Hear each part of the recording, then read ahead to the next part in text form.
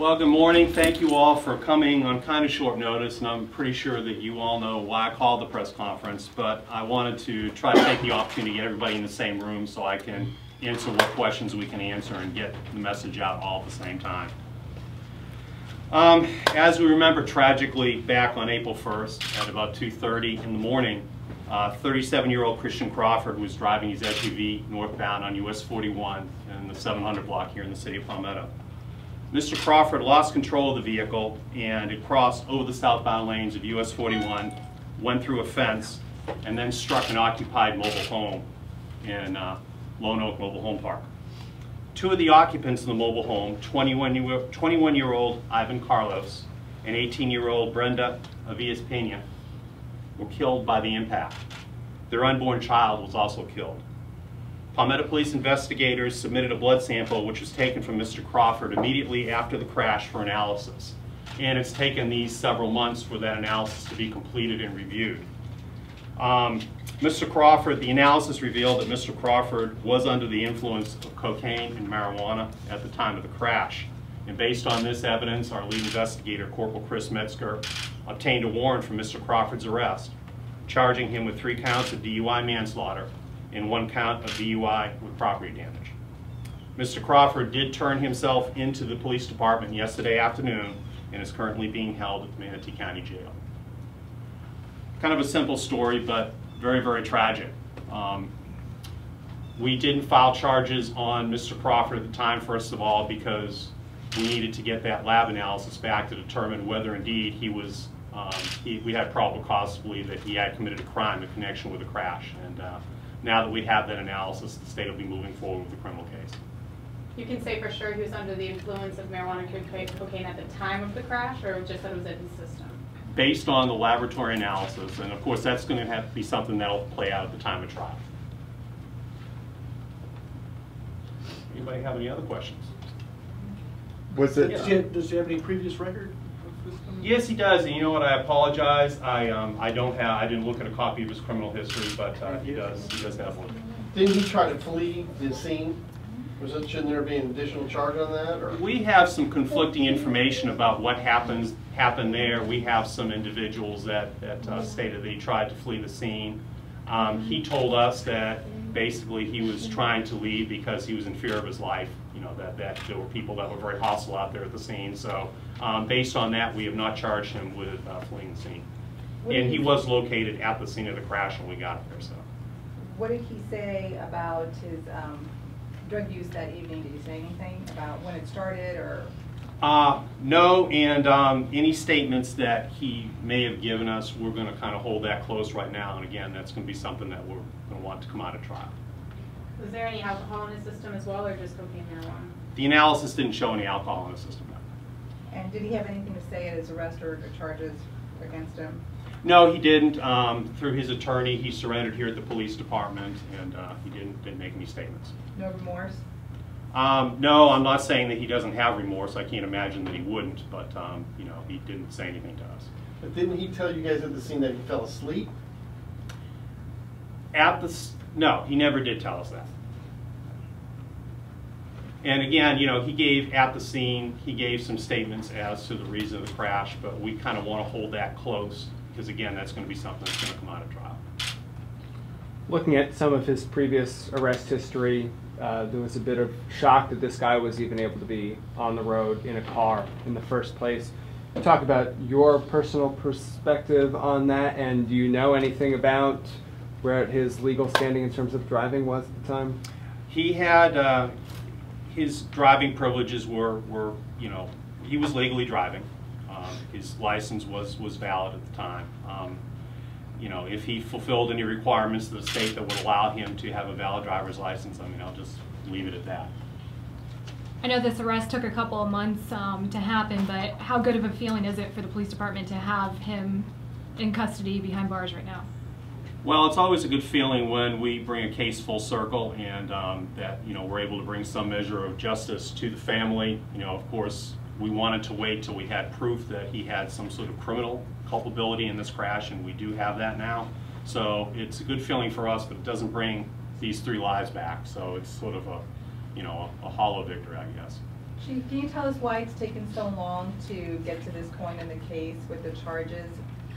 We were actually, yeah. Was he in the hospital from his injuries? What were his injuries too? He was briefly hospitalized, but that wasn't it. The reason it's taken so long to come to this point is the lab analysis basically took this long, and then once we got it back, we needed to review it. We needed to talk with the experts that were involved in that analysis and get a feeling for the case. So, actually, this was actually two different sets of labs. The one was basically just to determine what, if any, substances he may have had. And then the other one was going to another lab with another set of eyes to determine if that level reached the level of impairment. So that's why it took so long. Was he ever in fear of his life if he was, you know, at the time that he was, since he said he was in fear of his life at the time of the accident, was he in fear of his life since then because of what happened? We've had no conversation like that with him. As I said, you know, he indicated that he left the immediate scene right before we got there because he was concerned that people were going to attack him or hurt him because of what had happened. When we arrived, he was still at the scene, although there were kind of people around him. But, you know, here again, we didn't feel that we were able to meet the elements for leaving the scene. Can you guys speak to how much cocaine or marijuana was found in the system? Right now, we don't want to talk about that again. That'll be something that's going to come out at trial. I don't want to, you know, I don't want to hear for the state's case by laying it out to you now. Were these FDLE labs that you sent them off to? One of them was an FDLE lab, and one of them was a private lab that's certified by the Florida Department of Law Enforcement that specializes in this type of analysis. And the FDLE lab, did they take over 4 months to get a result back to you? That was that analysis was actually done fairly timely. It was actually going to the other lab and, you know, having that.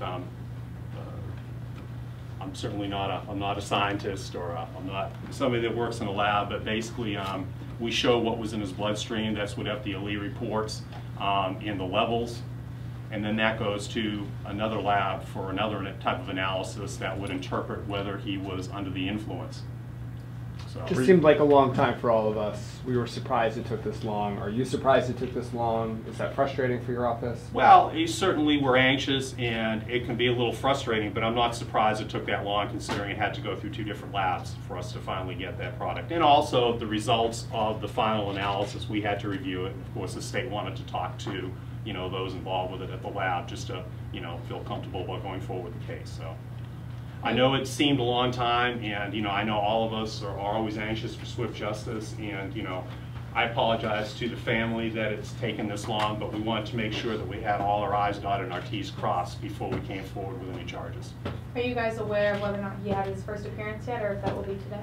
I would guess it would be today, and I would guess that he's probably, you know, maybe having his first appearance about now, but I'm not sure about that. How are you doing now after all this has happened? ¿Quieren saber cómo está usted después de que digan todo lo que ha pasado? Es como voy a estar. How can I be?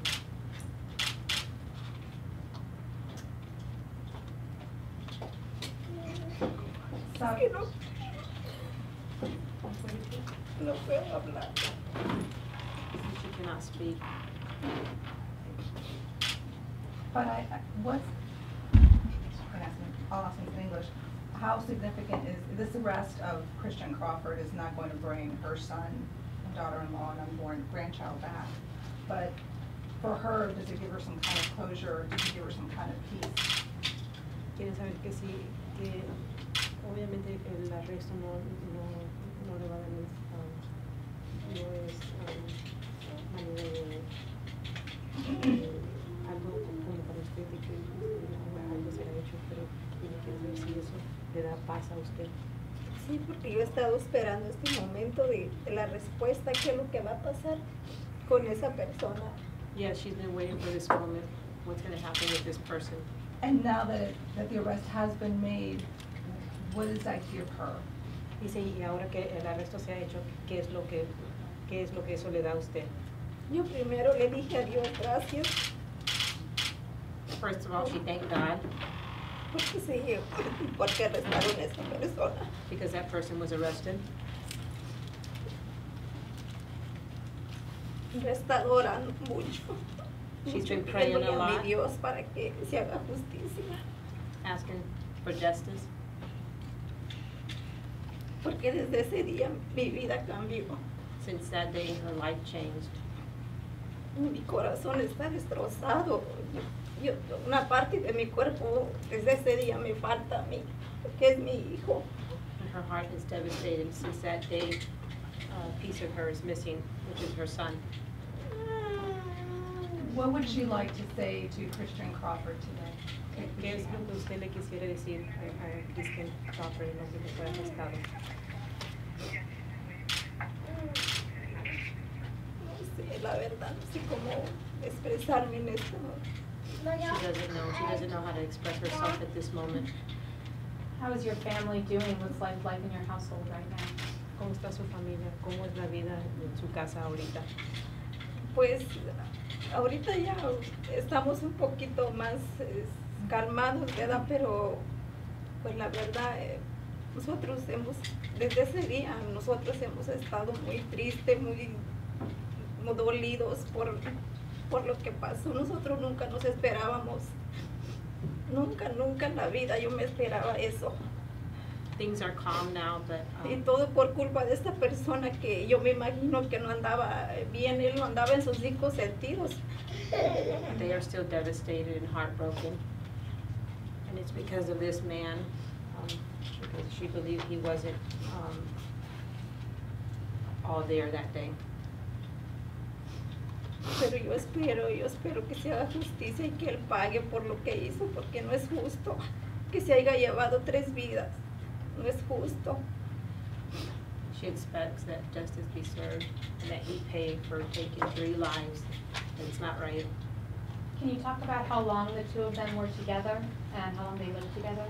Si usted nos puede decir cuánto tiempo ellos estuvieron juntos, cuánto tiempo ellos vivieron, cuánto tiempo ellos pasaron. Bueno, ellos de pareja ya llevaban casi 1 año de conocerse. Sí, ellos estaban muy felices We were together for approximately 1 year. porque iban a tener su bebé. Ellos tenían muchos planes, muchos logros en la vida. Que cuando naciera su bebé, ellos iban a seguir estudiando, iban a terminar, a hacer una carrera. Ellos tenían muchos planes, muchos logros en la vida, que esos planes no se cumplieron, todo por culpa de esta persona. They were so happy when they found out they were pregnant. They were expecting their first child. Ellos estaban bien contentos con tener su niña. They were happy because they were going to have a little girl. Y nosotros también, yo como madre, estaba muy contenta. Yo hasta ya le estaba planeando su baby shower a ella, para que ella estuviera contenta. And she was happy as well. She was already planning her baby shower. Mi hijo era una persona buena, bien alegre, era bien bueno mi hijo. Her son was a good son. He was happy. Y ella también por igual era una persona buena. And so No was sé she. por She was a qué. good person.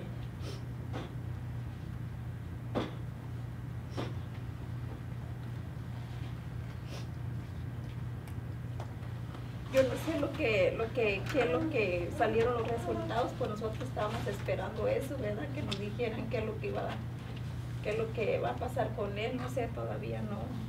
She says she doesn't know the results. She's expecting somebody to tell her. And she wants somebody to explain what's going to happen to him. What would you like to see happen to him? ¿Qué es lo que usted quisiera ver que le pase a él? Pues no sé, yo espero que no sé, que pague él por lo que hizo, que le den cárcel o no sé, pero... That he paid for what he did, that he goes to prison. Was Ivan your oldest child? Sí, Iván era su hijo mayor. Sí, él era Yes. mayor. He was the oldest. How many children do you have? ¿Cuántos hijos tiene? Yo eran 5 con él, ahorita ya son 4. There was 5 with him, now there's only 4.